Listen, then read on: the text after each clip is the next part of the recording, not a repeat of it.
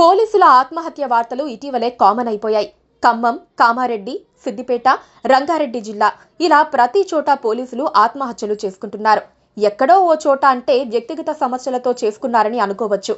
కానీ అది రెగ్యులర్గా ఓ వైరస్ లా పాకిపోతోంది. పాపం పోలీసులకు ఎందుకు ఈ దుస్థితి అనుకునే పరిస్థితి వస్తోంది. వ్యక్తిగత సమస్యల వల్ల ఆత్మహత్యలు చేసుకుంటున్నారని ఉన్నతాధికారులు క్లెయిమ్ చేస్తున్నారు. ఇదే అంశంపై మాట్లాడిన డీజీపీ జితేందర్ అక్కడక్కడ పని ఒత్తిడి వల్ల కూడా ఆత్మహత్యలు చేసుకుంటున్నారని చెప్పుకొచ్చారు. నిజానికి వ్యక్తిగత, కుటుంబ సమస్యలు ప్రతి ఒక్కరికి ఉంటాయి. వాటికి వర్క్ ప్లేస్ లో సమస్యలు తోడైతే ఇక బతకటం దండగా అనుకుంటారు. సహజంగా పోలీసుల్లో ఇలాంటి పని ఒత్తిడి ఎక్కువగా ఉంటుంది. వారిపై వృత్తిపరమైన ఒత్తిళ్లు చాలా ఉంటాయి. వాటిని నేర్పుగా అధిగమించాల్సి ఉంటుంది. ఇలాంటి సమయంలో పోలీసులకు డిపార్ట్మెంట్ పరంగా, ప్రభుత్వం పరంగా ఎంతో సహకారం అందించాల్సి ఉంది. కానీ ప్రభుత్వం వైపు నుంచి అలాంటి సహకారం అందుతుందా లేదా అన్నది ప్రశ్నార్థకంగా మారింది.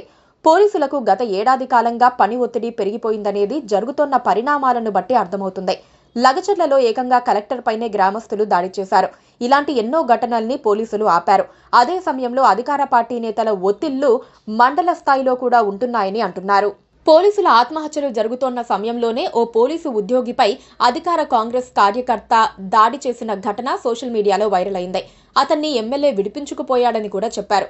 పరిస్థితి అలా ఉంటే పోలీసుల మానసిక స్థైర్యం ఏ స్థాయిలో ఉంటుందో చెప్పాల్సిన పని లేదు.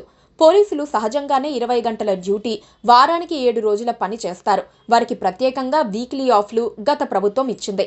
అయితే మ్యాన్ పవర్ సమస్య కారణంగా పోలీసులు వీక్లీ ఆఫ్లు తీసుకోవటం సాధ్యం కావటం లేదన్నది డిపార్ట్మెంట్లో ఎక్కువ మంది చెప్పే మాట.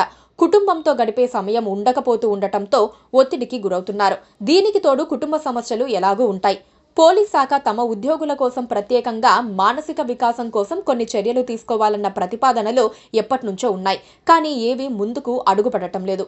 పోలీసులకు సాంకేతికత పెంచి వారు ఫీల్డ్లోకి నేరాల దర్యాప్తుల కోసం వెళ్లేలా ఉంచి మిగతా అంతా స్టేషన్ల నుంచి పర్యవేక్షించగలిగే వ్యవస్థను తీసుకువచ్చేందుకు కమాండ్ కంట్రోల్ సెంటర్ వంటివి నిర్మించారు.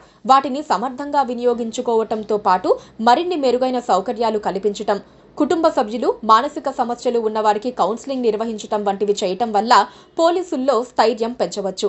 మామూలుగా పోలీసులు కఠినంగా ఉంటారని అనుకుంటారు. వారే ఇంత బేలగా ప్రాణాలు తీసుకుంటున్నారంటే చిన్న విషయంగా తీసి పాడేయాల్సిన విషయం కాదు.